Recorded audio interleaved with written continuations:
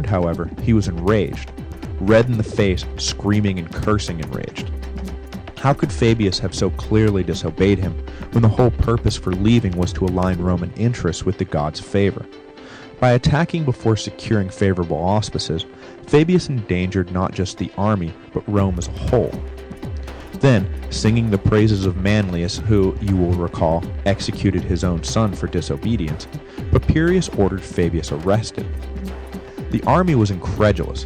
They had just won an easy victory thanks to Fabius's decisive action, and now Papirius wanted to punish him? It was absurd.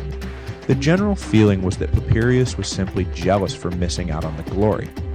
Despite entreaties from the officers, however, Papirius insisted on Fabius's arrest. A slow-moving riot began to build, which was cut off only by nightfall. And during the night, Fabius, understanding that Papirius had every intention of executing him the next morning, escaped from the camp and made for Rome with all haste.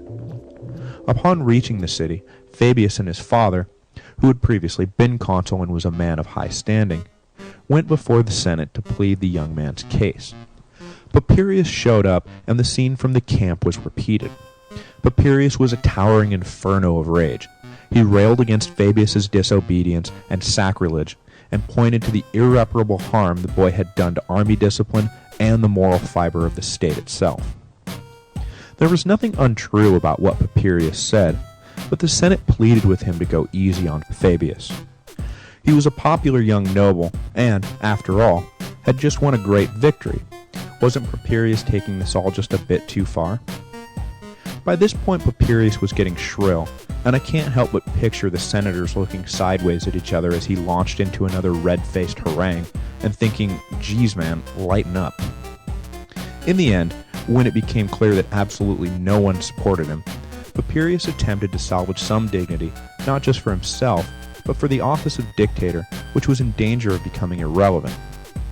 He agreed to lift the sentence of death and content himself with stripping Fabius of his power and leaving him behind in Rome. Returning to the army, Papirius ordered his troops to pursue and engage the reformed Samnite army, but this time, instead of an easy victory, the Samnites managed to get the upper hand. The Roman soldiers, who loved Fabius and hated Papirius, had no intention of letting the dictator win any battles, so they, in effect, threw the fight. Papirius, though, did not ride off into the history books as a shrill and overbearing failure, and to his credit, he saw the error of his ways. He had come down too harshly on Fabius, and in doing so had lost the support of his troops. So he spent the next few days endearing himself to them, visiting the wounded and treading lightly with his discipline. He won back the favor of the men, and when he ordered them out to fight the next time, they did not disappoint and delivered to him the victory that he sought. Over the course of the war, Papirius would serve as consul 4 times, and when he finally did ride off into the history books, he was remembered as a great commander and one of the best men of his generation. After Papirius's victory, the Samnites sued for peace, but the Roman Senate demanded such lopsided terms that the Samnites could not accept, and the war continued. It would prove to be a mistake of the highest order, because the Romans were about to walk into one of their greatest and arguably most humiliating defeats in their history. At least at Cannae, the Roman army was beaten in the field, but Caudine Forks ended with the Romans so completely outmaneuvered that their army never drew their swords before offering them to the Samnites in surrender. Many saw it as punishment for the hubris Rome had shown towards the Samnite peace envoys. The defeat at Caudine Forks, however, just as the defeat of Cannae would a century later, did nothing less than prove that the Romans were cut from a completely different cloth than their contemporaries. Any other state, when faced with such catastrophic defeats, would have quit and prayed for mercy from their enemies, but the Romans never even gave it up coming. At Caudine Forks, the Romans were set up perfectly by the Samnite commander, Gaius Pontius. He dispatched some of his soldiers into Roman territory, masquerading as non-combatant herdsmen. When they inevitably fell into the hands of Roman patrols, they all told the same story to their captors.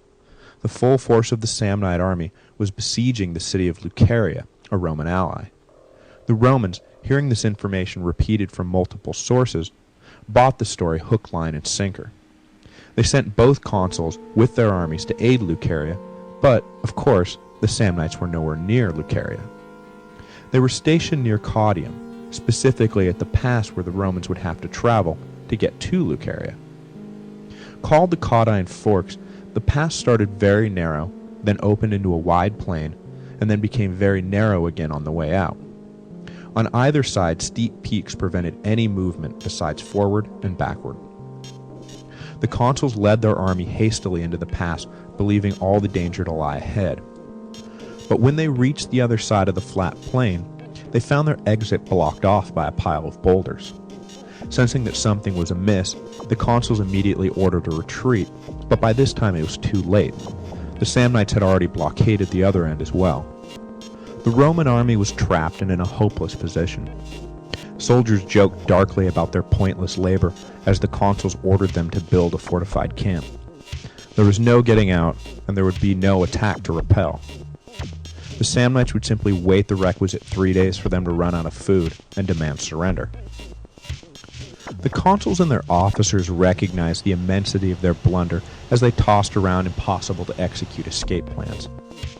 The next morning, Pontius sent for his father, who, though retired, was a great military strategist, and asked for the old man's advice about what to do with the trapped Romans. At first his father sent word that Pontius should let the army walk away unharmed. Unsure of the message, for it seemed a crazy notion, Pontius sent for clarification, and when word came again, the message had changed. It now read, "Kill them all, down to the last man." This sounded more like his father, but Pontius was confused and unsure whether the old man had slipped into senility. Hadn't he just said to let them all go? So he sent for his father and asked him to join him at Caudium. When the old man arrived, he told his son that he still retained his senses, and neither message had been a mistake. The best option, by far, he said, was to spare the army and return them unharmed to Rome, for in doing so they would win the eternal friendship and gratitude of the Roman people, and hostilities would end forever. The second best option was to kill them all and end hostilities for at least a generation by decimating Rome's available manpower and filling the Roman populace with terror of the Samnites. There are no other options, the old man said. Extreme generosity or extreme cruelty. That was it. But Pontius was unnerved by both and settled on a third option that his father warned him, correctly, would win him no friends and eliminate no enemies. He would let the army go, but force them to surrender under the yoke, a humiliating ritual in which the defeated army must pass beneath a horizontal spear lashed to two vertical spears, creating a gate of sorts that the soldiers had to stoop to pass beneath. To the honor-crazed armies of the ancient world, this humiliation was far worse than being killed on the battlefield. Far, far worse. And to the men who surrendered at Caudine, their humiliation would be doubled because they had never even drawn their swords. They were never given the opportunity to die gloriously in battle and take as many Samnites as they could with them. It was absolutely unheard of to give up without a fight, and the thought of it mortally offended every soldier in the army, but their orders were clear, and pass under the yoke they did. The army that marched back to Rome was unlike any that had gone before it or would come after. They marched weaponless and in complete silence, walking and eating without saying a word or even looking up from the ground. Some said that the Samnites had defeated the spirit of Rome itself, but savvy observers warned that this was unlikely, that the silent army was not devoid of spirit, but merely smoldering with such an intense rage that words could not express their emotions. And woe to those upon whom Rome's fury would be unleashed. The terms of the peace also called for 600 cavalrymen, i.e., the sons of the richest men in Rome, to be held as hostages, as well as for the consuls and their officers to become guarantors of the peace, an official, half-religious, half-legal position in ancient international diplomacy.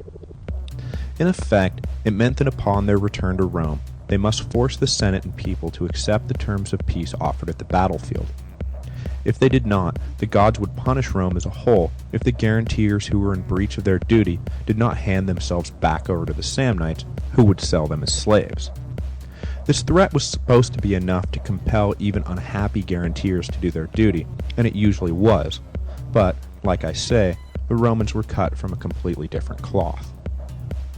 It is unclear at what point Postumius, one of the consuls, decided to breach the trust, whether it was his plan all along or whether he decided to do so after reaching Rome. But when he stood before the Senate and delivered the official account of events leading up to the surrender and the terms of the peace, he urged them not to accept but reject the Samnites' offer and immediately re-raise the army and attack. He and his colleagues had been foolish, but that did not mean Rome itself should admit defeat. Further, he said, he and his officers would immediately march back to where Pontius waited for word and surrender themselves, releasing Rome from its obligation to honor the terms of the treaty. The Senate, who had been ready to castigate Postumius and his colleague in the harshest terms, now praised them to the heavens.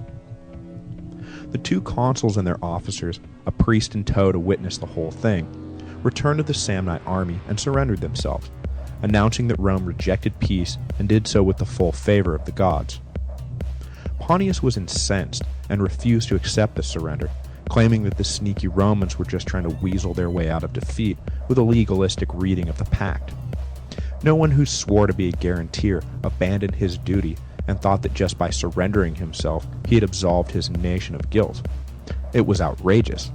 But if Rome wanted to play chicken with the gods, that was fine with Pontius, and ordered his men to let Postumius and his officers walk away unmolested, so the offer of surrender would never be accepted, and the pact, at least from the Samnite perspective, would remain in breach. How much of this story is propaganda and how much is true is up in the air. There is no doubt, though, that following the defeat at the Caudine Forks, there was a 5-year lull in hostilities. It seems reasonable that the 5 years of peace was somehow related to the terms of the surrender, but according to the Romans, they never recognized any peace and were free and clear to continue fighting if they wished. I suspect that the story of Postumius' surrender is overblown. It mirrors closely a story from the First Punic War, in which a captured general is returned to Rome to secure a peace treaty, but instead tells the Senate to keep fighting and then honorably returns to Carthage, where the promise of torture and death await him. But even if the Romans had believed they could keep fighting, unbound by any treaty, that did not mean that they would necessarily have wanted to. Caudine Forks had been a humiliation, that much is certain, and the Romans would have had no interest in allowing history to repeat itself. Perhaps the 5-year layoff was simply Rome being cautious. Clearly the Samnites were more clever than they had been given credit for. There was no sense in giving them the opportunity to crush Rome's dreams of empire so soon after they had been fully, consciously articulated. The Romans would bide their time. Patience was another great Roman virtue. They were in no hurry, they just wanted to be sure of victory. Most likely, though, a 5-year peace was forced on the Romans, who had no choice but to submit to the Samnite terms. And no such episode of bold defiance ever occurred. Next week, we will pick up when hostilities begin again, around 315 BC. At that point, the Etruscans in the north and the Greeks in the south would both become involved as well, leading the fight between the Romans and Samnites to become a struggle that embroiled all the major powers in Italy.